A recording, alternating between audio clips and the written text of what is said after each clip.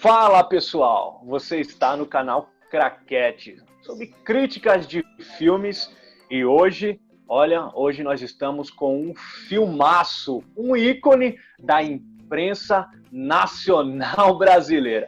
Mas antes eu quero dar boa noite para esse pessoal, gente boa, e para criticar, olha, é com ele mesmo, hein? Boa noite, meninas, tudo bem com vocês? Boa noite. E hoje, aqui no Craquete, nós temos também, além da presença ilustre, essas críticas, né, de cinema, a presença ilustre do nosso convidado especial e jornalista, redator, deixa eu pegar a colinha aqui para não cometer erros, o jornalista Sérgio Gregório, redator da agência de marketing Sinalize Web. Boa noite, Sérgio. Tudo bem? Boa noite, pessoal. É uma grande honra estar aqui essa noite. A honra é nossa, né? Seja bem-vindo a esse canal de loucos. Pois bem, meninas, então, nós vamos falar a respeito desse filme. O filme Chateau, o Rei do Brasil. Um filme que teve a sua data de lançamento em 19 de novembro de 2015, com a direção de Guilherme Pontes, autor Fernando Moraes, né, que foi um filmaço que ganhou prêmios, o grande prêmio do cinema brasileiro com o melhor roteiro adaptado. E agora eu queria saber o que vocês acharam da experiência de assistir Chateau, o Rei do Brasil. Bom, como jornalistas, ou no nosso caso, estudantes de jornalistas, eu acho que é super importante para nós conhecermos um pouco da história do jornalismo no Brasil. Não só do jornalismo, como da comunicação, né? Porque a gente vê que ele trabalha muito com a questão da publicidade, né? Como divulga a publicidade com a comunicação. Ele usa meios de comunicação para fazer a publicidade. É legal também para nós vermos como que é a história realmente do jornalismo no Brasil. Nós sabemos que o jornalismo precisa ser objetivo, o jornalismo não pode ter imparcialidade, mas esse filme nos mostrou um outro lado, um lado real de como a imprensa do Brasil que a gente sabe que existem muitos meios de comunicações que são parciais. Então foi muito interessante conhecer esse lado também, porque nós podemos sair desse mundo perfeito, de que o jornalismo é totalmente limpo, o jornalismo é isento, o jornalismo é exemplo, quando não é. Então, esse filme eu indico muito para quem quiser assistir. Eu indico pesquisar um pouco antes, pesquisar um pouco sobre a história do jornalismo no Brasil, pesquisar sobre o próprio Assis Chateaubriand. Então, eu indico muito. Esse eu gostei. Eu também. E Dani? Áurea? Achei bem legal.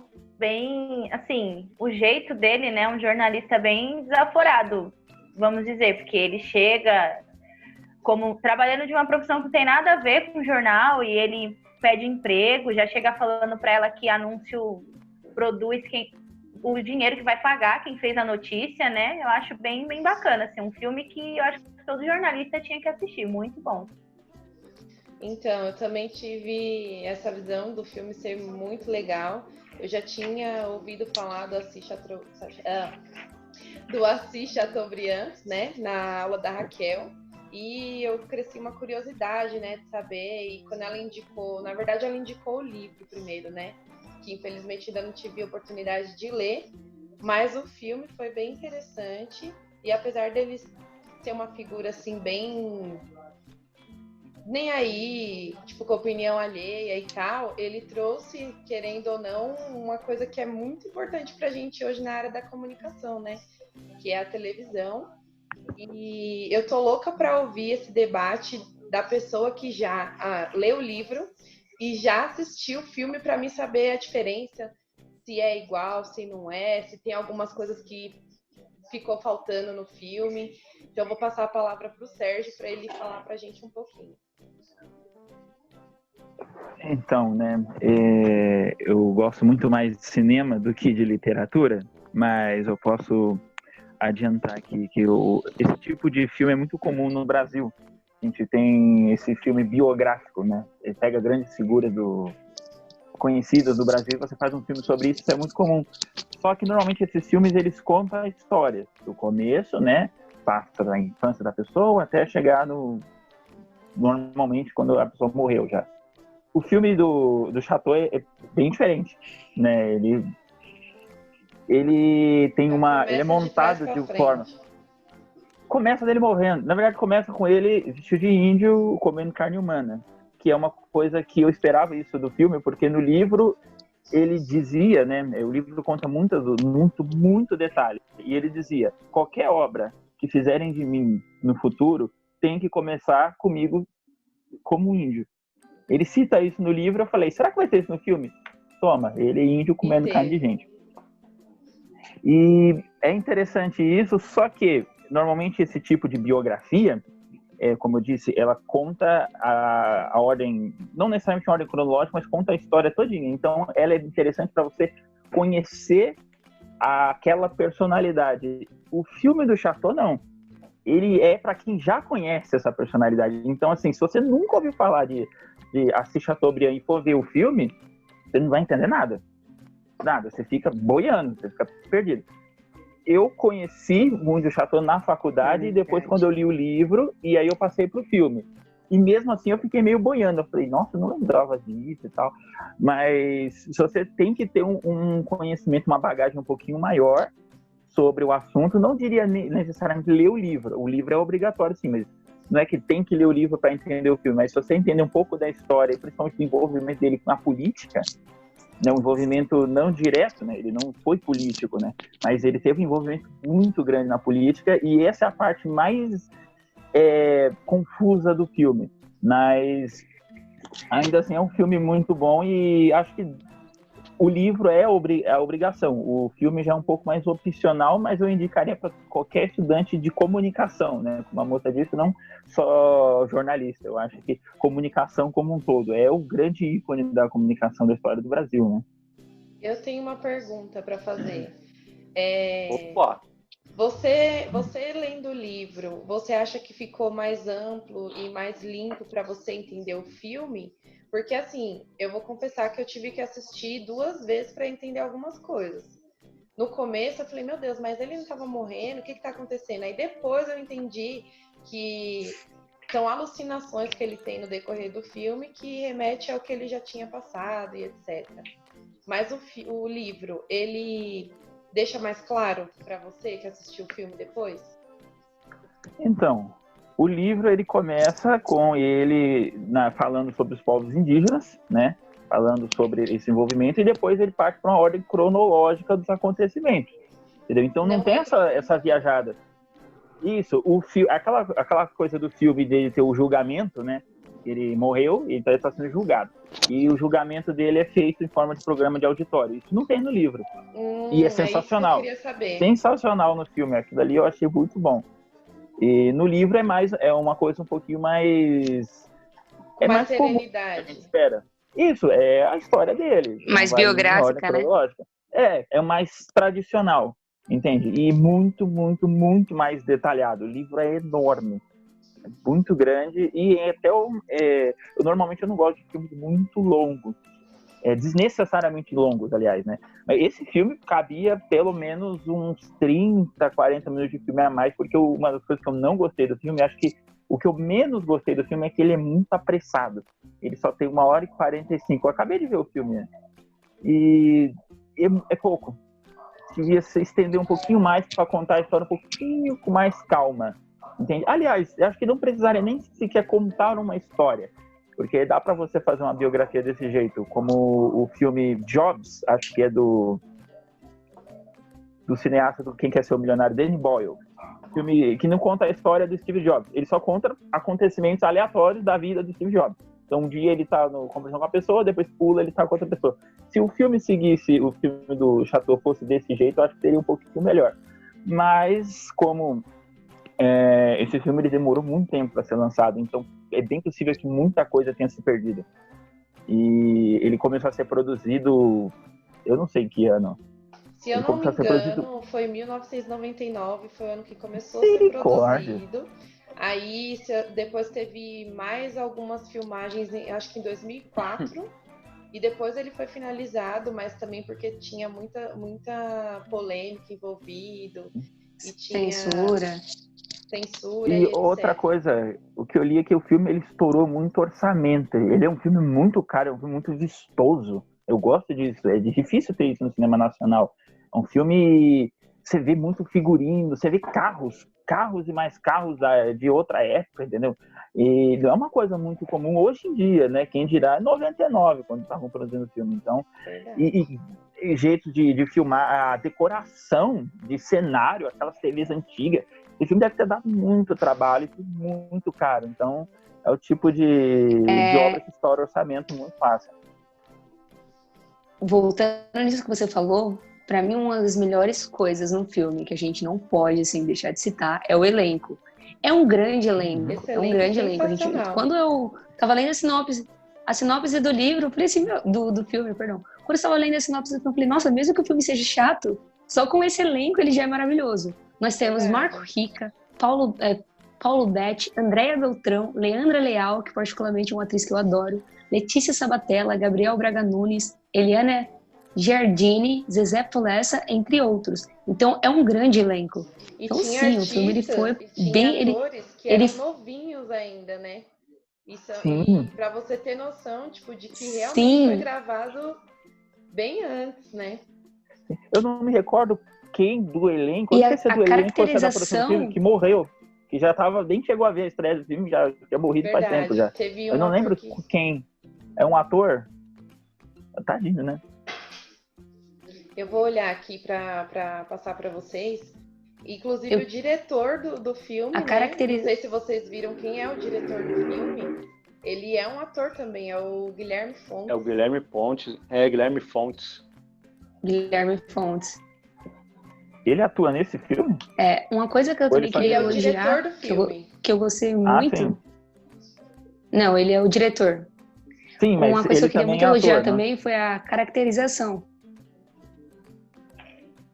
Sim, Guilherme Fontes, sim. A caracterização do filme é excelente. A que eu mais gostei particularmente foi a do Paulo Betti como Getúlio Vargas. Eu achei muito legal. Até a questão da testa mesmo, que eles tentaram puxar, a questão do figurino. Então a caracterização do filme eles mandaram muito bem em tudo. Agora vamos entrar aqui em alguns detalhes, falando sobre a vida do Assis mesmo, né? O que eu gostei muito do filme, como estudante, foram que eles conseguiram passar dois aspectos muito importantes do jornalismo, que com o passar do tempo, eu me inspirava e ao mesmo tempo eu tinha raiva do Chateau. Eu via uma coisa que eu queria ser e uma coisa que eu não queria ser. Ele foi uma pessoa determinada, que correu atrás do sonho dele, ele correu atrás daquilo que ele queria. Então ele tinha vontade, ele tinha opinião, ele tinha conhecimento sobre aquilo que ele estava falando, ele estava sempre renovando. Então isso era uma coisa que eu gostava muito. Só que ele mostrou um outro lado sobre o jornalismo também. Ele era totalmente parcial, ele trabalhava de acordo com aquilo que era vantajoso para ele. Tanto é que ele chantageou várias pessoas, ele chantageou vários comércios daquele que ele fazia propaganda.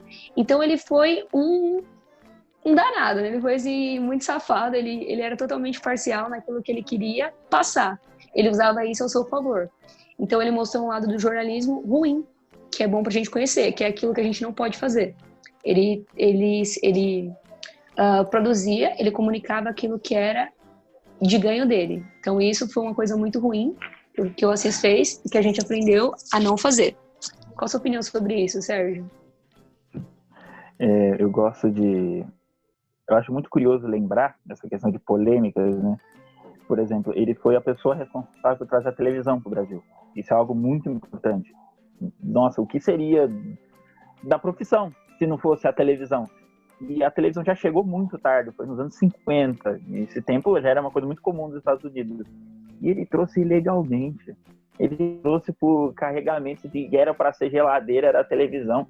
Pelo amor de Deus, gente, a televisão entrou no Brasil ilegalmente. É ridículo pensar isso e eu ao mesmo tempo fico pensando, tá, mas se não fosse desse jeito, quanto tempo mais demoraria para entrar a TV? Entende? Então, ao mesmo tempo a gente fica, Ah, legal, ele trouxe a TV, parabéns, ele trouxe legalmente. Eu vou aplaudir esse cara, eu não sei, a gente fica muito em dúvida, é uma personalidade muito dúbia. Só que a gente deve a ele. Exatamente. Ele cometeu um crime que... Do bem. Crime do bem. No final acabou Isso, crime do bem. Em questão à personalidade dele, de ele não aceitar um não como resposta, em alguns aspectos foi maravilhoso. Sim, e exatamente isso. Pra gente, a televisão, que chegou em 1950 no Brasil, né? Ele trouxe a televisão ao Brasil, realmente. Ele fundou seu canal, né? Que foi o primeiro canal de televisão, a TV Tupi, que é super famoso. Todo mundo que estuda comunicação fala, a TV Tupi foi a primeira emissora do Brasil.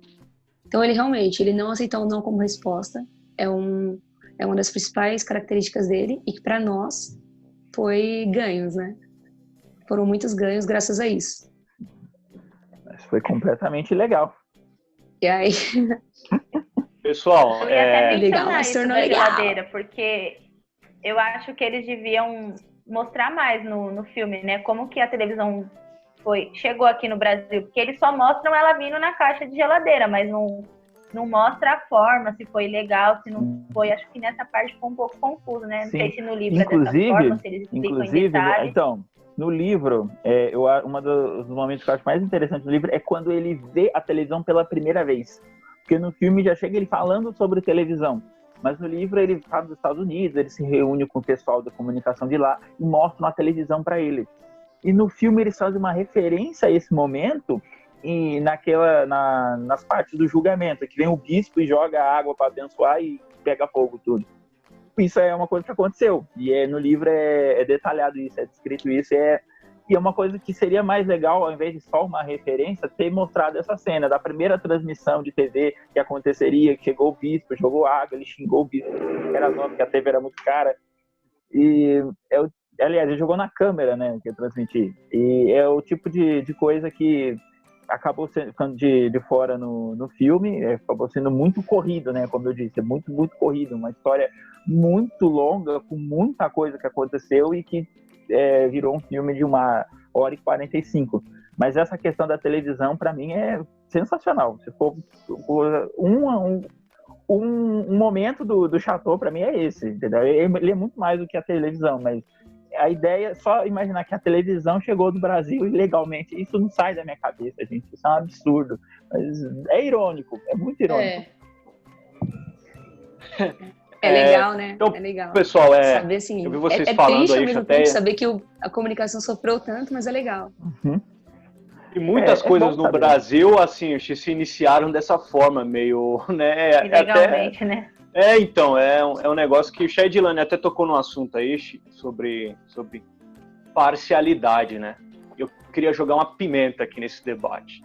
Afinal, eu não guardo dinheiro, muito menos polêmica, né? Vamos polemizar um pouquinho aí. Eu queria falar com o Sérgio o seguinte, cara. Porque é o seguinte, tem uma cena lá que um funcionário dele diz o seguinte, por que você não publica aquilo que eu escrevo? E ele falou, no dia que você quiser dar uma opinião, você compra o seu jornal. Isso me arremeteu, me lembrou a teoria do espelho e a teoria da bala mágica. Principalmente naquela cena também em que ele perde, né? Assim, ele tá quase perdendo os patrocinadores, né? E ele fala assim, não, eu vou manipular uma notícia, né? Para tentar chegar no meu objetivo, que é resgatar esses patrocinadores. Né? Isso me arremeteu muito à teoria da bala mágica. Eu queria saber se você teve essa mesma sensação, se você lembrou de alguma teoria da comunicação, como é que foi essa experiência para você a respeito assim, dessas teorias? Gente, a teoria é uma coisa que a gente aprende e acaba ficando dentro da gente. Não é uma coisa que você vê e remete no mesmo momento. Meio que tá dentro do DNA. Você acaba lembrando disso, mas você já nem associa. Só que nesse caso específico, é muito interessante a ideia do poder, né? Da comunicação. Como uma coisa que você coloca no jornal, uma opinião, e o rebuliço que isso pode causar. E hoje em dia já é assim. Imagina naquele tempo. O homem chegou e falou, eu quero colocar isso porque o patrocinador foi embora, então vamos acabar com o patrocinador. O presidente, apoia ele, tá, mas agora ele tá pegando a mulher que eu quero. O presidente é corrupto, o presidente é um monstro, abaixa Getúlio. Esse tipo de coisa, tem muito exemplo disso no livro, no filme pegou alguns, e é muito bom vocês prestarem atenção nisso, porque a comunicação é um poder muito grande. E ele na cadeia, ele foi preso e ele queria o quê? Ele queria escrever. E lá de dentro ele escrevia. E tem uma cena, não lembro qual personagem que fala, a arma dele é a escrita, é aqueles dedos. E realmente, Verdade. Isso é poderoso. Uma opinião do Chateau valia mais do que qualquer pessoa, entendeu? Então a gente entra aí no mito da parcialidade. Então quer dizer que desde o início da imprensa no Brasil, e eu vou ser até ousado no mundo, é um mito, né, dizer que o jornalismo é parcial, ou seja, sempre ele tem um enfoque, né, e um objetivo ali a ser alcançado, né?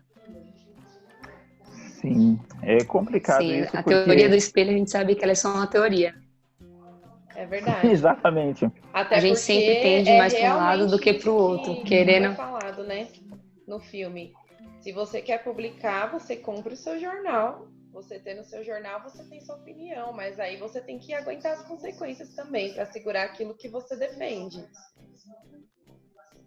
Sim, e tem uma cena que ele tá com a dona do primeiro jornal que ele trabalhou, né? Que ele quando ele estava trabalhando de copeiro, e ele diz: o que eu preciso bater o jornal? Fala, você precisa ter opinião. Fala, eu já tenho opinião, agora só falta o jornal, já é meio caminho andado. Verdade. É interessante, porque a gente hoje em dia aprende o contrário. Não, você é jornalista, então você não pode ter opinião, você tem que ser imparcial, por mais que a gente saiba que não é.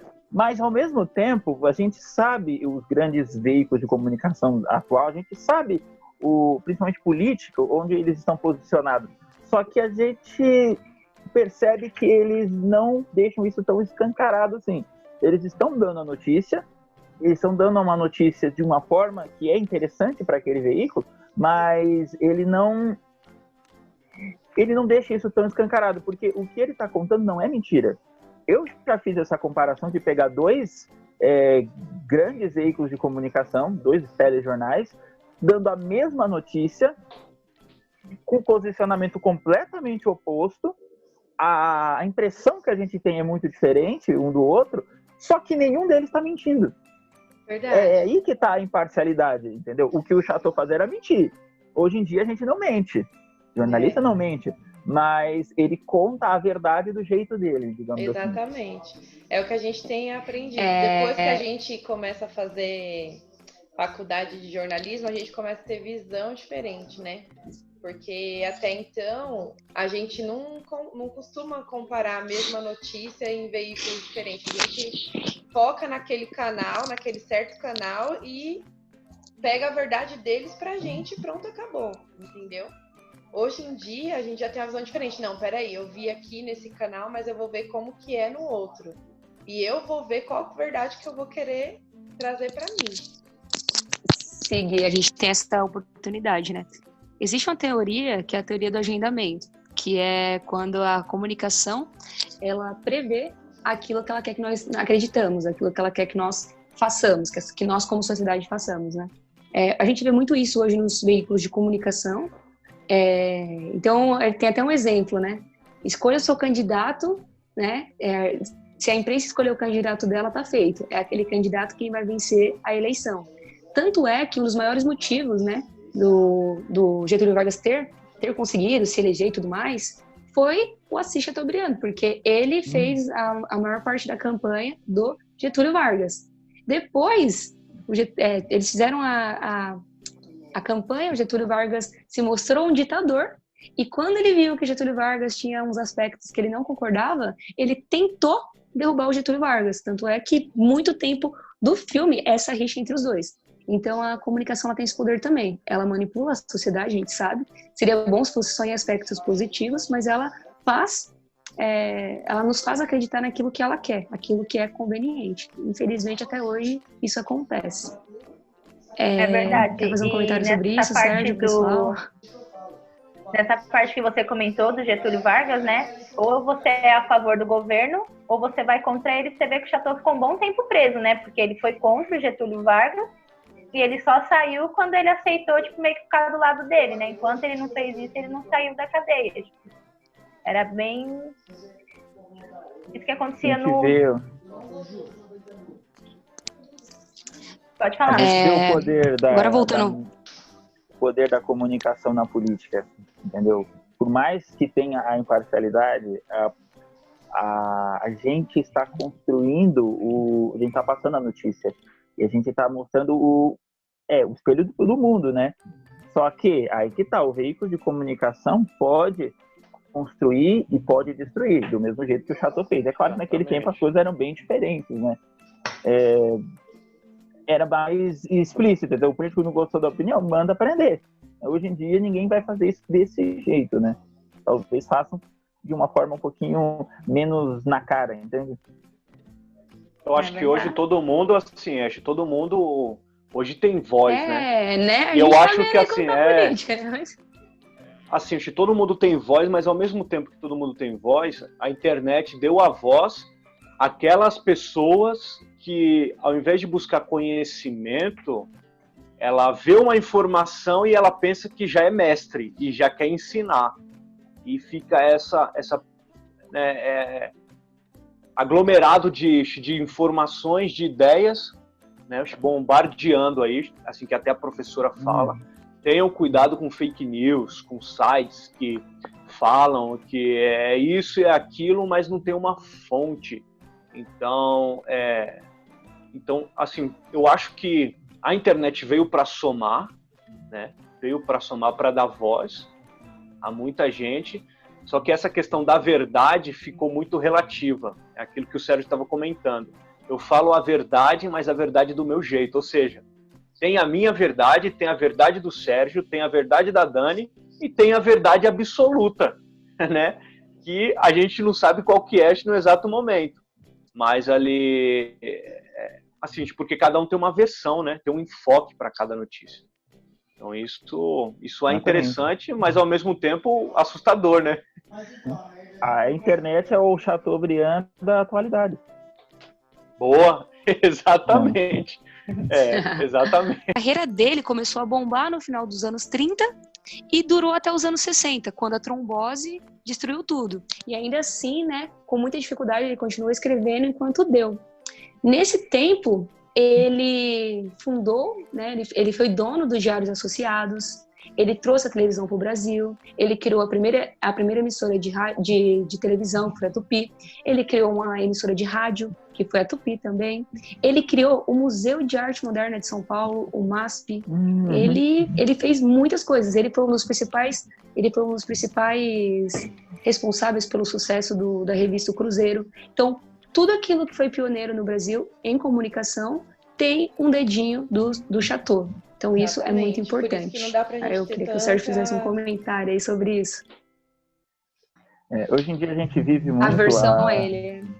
A cultura do cancelamento, entendeu? Então a pessoa vai lá, faz uma merda, a gente cancela ela. Ah, tá cancelado. Aí tudo que aquela personalidade, aquele artista fez, meio que não serve mais. E eu entendo realmente, eu ficaria muito incomodado ouvindo uma música de um artista que tem uma vida toda podre, mas no caso do Chateaubriand, imagina se as pessoas cancelassem ele pelo perfil de pessoa que ele fosse. Ah, não quero mais saber de televisão, desde o Chateaubriand, esse homem horrível, não quero.